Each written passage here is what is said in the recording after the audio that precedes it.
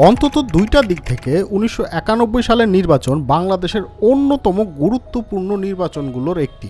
এই দুইটা কারণের একটা হলো সেবারই প্রথম বাংলাদেশে অস্থায়ী একটা সরকার গঠন হয়েছিল, নিরপেক্ষ সরকার, এবং তার অধীনে নির্বাচন হয়েছিল।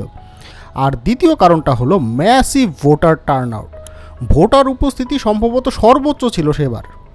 ১৯৯০ সালের ৬ ডিসেম্বর রাজনৈতিক দল ও সাধারণ মানুষের বিক্ষোভের মুখে পতন হয় এরশাদ সরকারের, এবং এরশাদের পর দেশের রাজনৈতিক পরিস্থিতি অনেকটা ঠান্ডায় ছিল, কারণ তার কিছুদিন আগেই সব রাজনৈতিক দল একত্র হয়ে এরশাদের বিরুদ্ধে আন্দোলন করেছে। তো তারা সবাই মিলে একমত হলো যে একটা নিরপেক্ষ সরকার করতে হবে এবং নিরপেক্ষ সরকার করে তার অধীনে নির্বাচনটা করতে হবে। কিন্তু তখন পর্যন্ত আমাদের দেশের সংবিধানে এই নিরপেক্ষ সরকার বা তত্ত্বাবধায়ক সরকার এই ধরনের কোনো বিধান নাই। বাট যেহেতু সবাই একমত হয়ে গেছে, সেক্ষেত্রে তারা এটা নিয়ে খুব বেশি মাথা ঘামালো না, তারা একটা নিরপেক্ষ সরকার গঠন করলো এবং এই নিরপেক্ষ সরকারের প্রধান হিসেবে দায়িত্ব নিলেন সে সময়ের বিচারপতি শাহাবুদ্দিন আহমদ।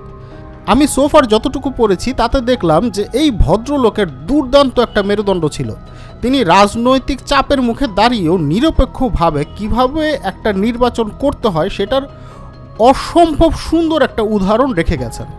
১৯৯১ সালে নির্বাচনে অংশ নিয়েছিল টোটাল ৩টা জোট। এর মধ্যে আওয়ামী লীগের নেতৃত্বে ছিল ৮ দলীয় জোট, বিএনপির নেতৃত্বে ৭ দলীয় জোট এবং বামপন্থীদের একটা ৫ দলীয় জোট ছিল। নির্বাচনের প্রচারের সময় থেকে অতিরিক্ত মাত্রায় আত্মবিশ্বাসী ছিল আওয়ামী লীগ। তার কিছুদিন আগে তারা সফলভাবে একটা আন্দোলন করেছে, তো তাদের ধারণা ছিল যে নির্বাচনে তো আমরাই বিজয়ী হতে যাচ্ছি।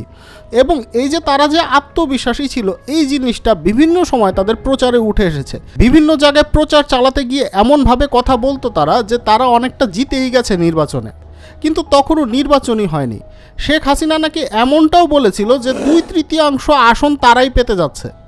নানা ধরনের প্রতিশ্রুতিও এ সময় আওয়ামী লীগ মানুষকে দিচ্ছিল, যেমন আমরা যদি ক্ষমতায় আসি তাহলে যমুনা সেতু করব। তখনও যমুনা সেতু হয় নাই। উত্তরাঞ্চলের নানা ধরনের সমস্যার সমাধান করা হবে, এই ধরনের প্রতিশ্রুতি। তবে অন্যতম গুরুত্বপূর্ণ যে প্রতিশ্রুতিটা ছিল সেটা হচ্ছে তারা ক্ষমতায় আসলে ১৯৭২ সালের যে সংবিধানটা করা হয়েছিল সেটা তারা আবার পুনর্বহাল করবে।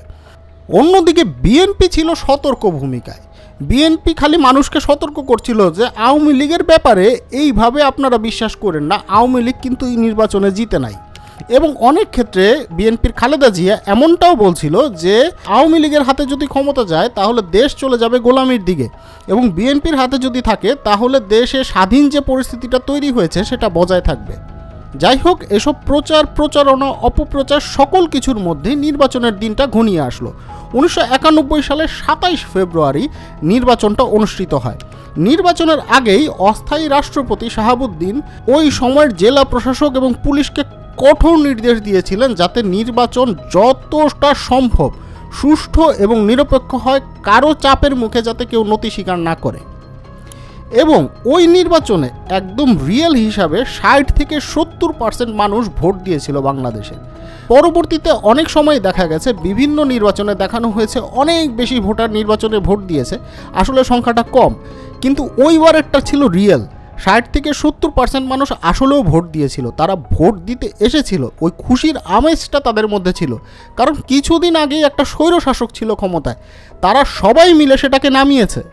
এবং ভোট যে নিরপেক্ষ হয়েছে সেটার প্রমাণ দেখা গেল নির্বাচনের ফলাফলে। দেখা গেল যে কেউই সংখ্যা গরিষ্ঠতা পায়নি। বিএনপি পেয়েছে ১৪০টা আসন, আওয়ামী লীগ পেয়েছে ৮৮টা আসন, জামাত অন্যদিকে পেয়েছে 18টা আসন, এমনকি এরশাদের তৈরি জাতীয় পার্টি সেটাও পেয়েছে 35টা আসন।